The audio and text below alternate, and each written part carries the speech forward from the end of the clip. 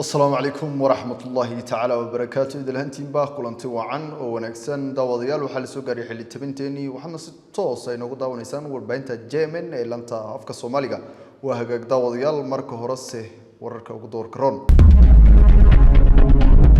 دكتور جرما منتا يلو مجعب يرجع جوكتدا مدوجا أفريقيا وفريا خرمدا مدوبي يوركا جناسيجا دونكا.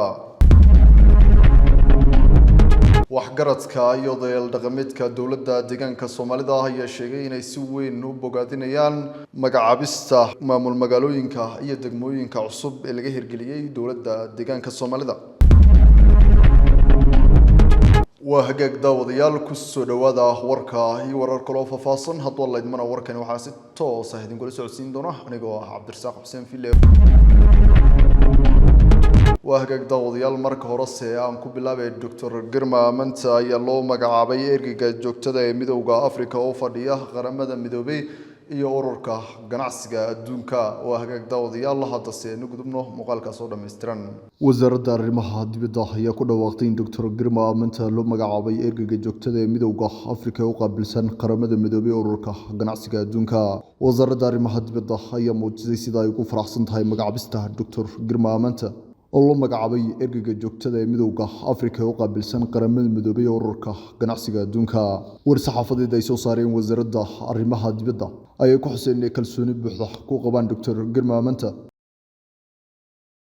وهجاك داوديال خار كم جاه وديال رقمتكي وحجرتك دولة ديجانك الصوماليدا هي شيئين يسوين ولا شقين دونان حكومة إسلام مركزنا هاي كفر حسينهين ممل مجالوينك يدموينك عصب.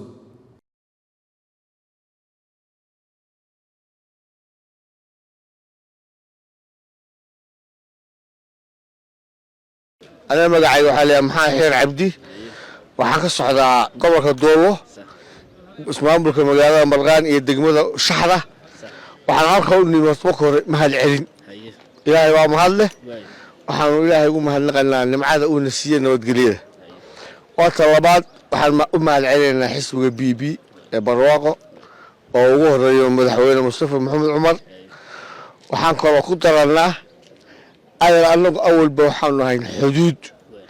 dadka inta wax dhuuqayay iska shaqeeyay maamulka ilaa dhirigii anagu waxa ma aanu waxa weeyaan deegaanka Soomaaliya afkiisa oo ku hadlana deegaanku waa nabadgelyo ilaa wuxuu naga saaray hebel baa sidan yiri iyo istabagalkii iyo dhowrshaagii waxa loo doonayaa in horumar iyo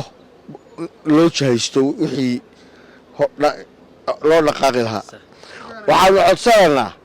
mar haddii deegaankii uu barwaaqo noqday in la soo gaarsiiyo kaabayaasha dhaqaalaha sida laamiyada caafimaadka waxbarashada dib loogu daro maalin laadkii altirooyinkii horumarkii loo dhaqaaqo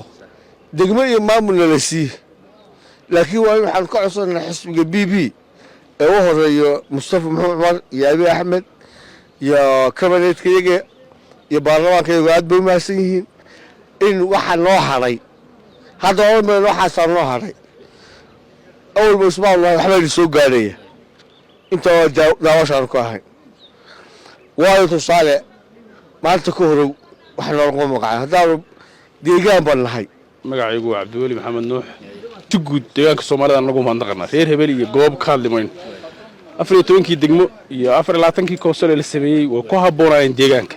wax guud oo qaab dhismeedka deegaanka Soomaalida soo kordhanay way ahaay qof kasto oo damiir Soomaaliyeed ku jirtana uu magaranaysaa uu ku faraxsan yahay cadaalad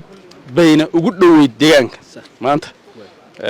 kuwa gobolka Doolo ah ka soo jeedo laga bixiyay sida degmada Shaxda iyo konsolka Buuhoodle way mudnaayeen ka badan bay mudnaayeen konsolka maxaa la dhaho Yurub kala dhaho magaranaysaa degmada Duuban gobolka Doolo gobol deegaanka ugu balaaran inta ay ka badan buu mudan yahay iyo dhamaan deegaanka intii laga bixiyay kuwa laga bixiyay xuduudaha deegaanka Soomaalida way mudan yihiin mooyaala mudan taariikh ma mudan waxa mudan bacadweyn baa mudan xagar maqor baa mudan qofka Soomaaliga damiir Soomaaliga ku jiro waxaan leenahay haddaad wax cabanaysan odayaaltiin deegaankiina ku soo noqda ciidamadiina iyo taytalkii iyo koofiyadiina ilaashada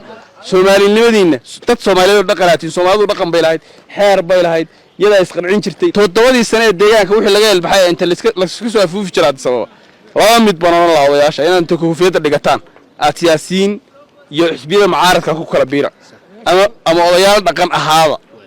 والدجاج كنا كوك هذا وهجاك daawadayaal dhankoodana qaar ka mid ah odayaal dhaqameedkii waxgaradka dawladda deegaanka Soomaalida ayaa sheegay inay si weyn uga qayb qaadan doonaan horumarka guud ee ka hana qaaday dawladda deegaanka Soomaalida wahagaag daawadayaal marka raseen gudubno muuqaalka soo dhameystiran magacayga waxa la dhahaa Bacaluul Maxamed Yuusuf waxaan ka soo jeedaa maamulka magaalada Shilaabo gaar ahaan gobolka Qorraxay maamulka Shilaabo iyo degmada Caleen waxaan rabaa inaan ka hadlo marka hore mahadnaq waxaan xukuumadda oo madaxweynuhu ugu horeeyo Mustafa Maxamed Umar golihiisa kaabineedka baarlamaanka dhammaan dadka sharafta leh ee xilka iyo xukuumadda inoo haya wixii ay nasiiyeen gaar ahaan annagu hadda council iyo degmaana la siiyay waa deegaan aad u ballaaran wax ka badan bay mudnaayeen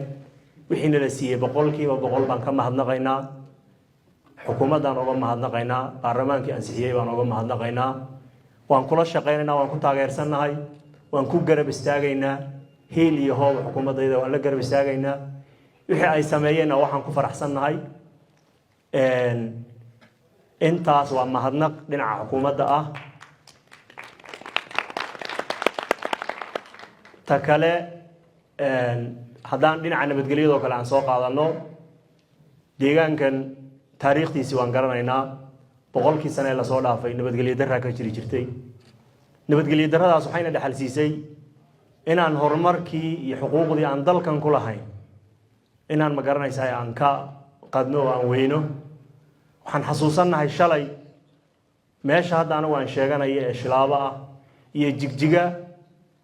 markaad hesho gaari Jigjiga soo aadahay inay kaamboy ciidan u ajaabi gareynaya ay tahay wixii lagu iman jiray dhexda in 10 cisho lagu soo jiri jiray dhibaato fara badan ay ka soo dhici jirtay oo laga yaabo adigoo safar iyo dan u yimid inaad lafahaagii ma garanaysaa ay dhibaato kugu dhacdo maanta nabadgelyaynu haysanaa wixii ma jiraan Shilaabo laami baa yaa taga layd baa taga 24 saaca wax kale oo fara badan waan filaynaa dabcan meelaha kale ayna gaadhin waa wax loo wado iyo waxay gaadhi doonaan nabadgelyada aan haysano waxay ku timid dadaal dadka Soomaaliyeed ay sameeyeen haddaan aan ilaashanin oo inaan gacmaha ku dhigin wax fara badan baa inaga xuman nabadgelyadaas aan haysano alxamdulillah rabbil caalamiin inta horta inaan ku farxano ku xamdi naqda loo baahan yahay nabadgelyada darradu dhibka ilaahayna waan xasuusanahay inaan nabadgelyo darro dambe soo noqonina waan ka shaqeynaynaa dadka Soomaaliyeedna inay ogaadaan maanta waxay haystaan wax fiican waxa inaan ku mintidno gacmaha ku dhigno ayaa loo baahan yahay intaana waa xagga nabadgelyada dhinaca kale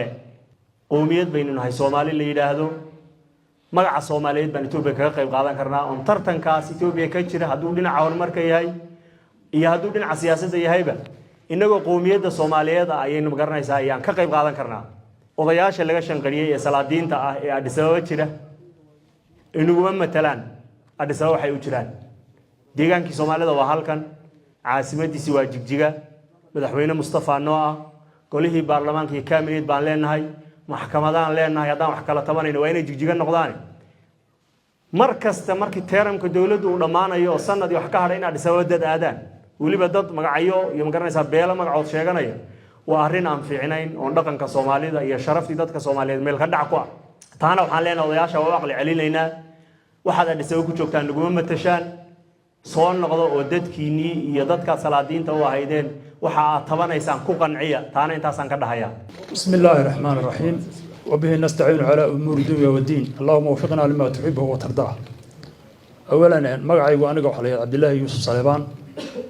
وحن كم هاي كبر كشرر دقمة عصب وضياشة دقمة عصب دولة بحيصي قرن وقلي مركن كور ريو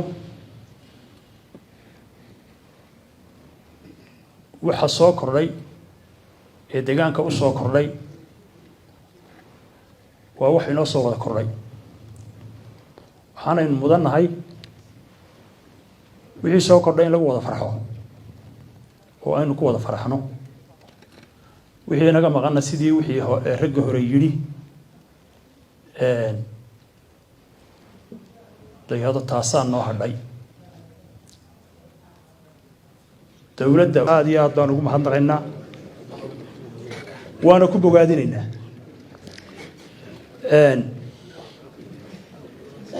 nabadgelyada wax nabadgelyo darra oo taagan hadda ma jirto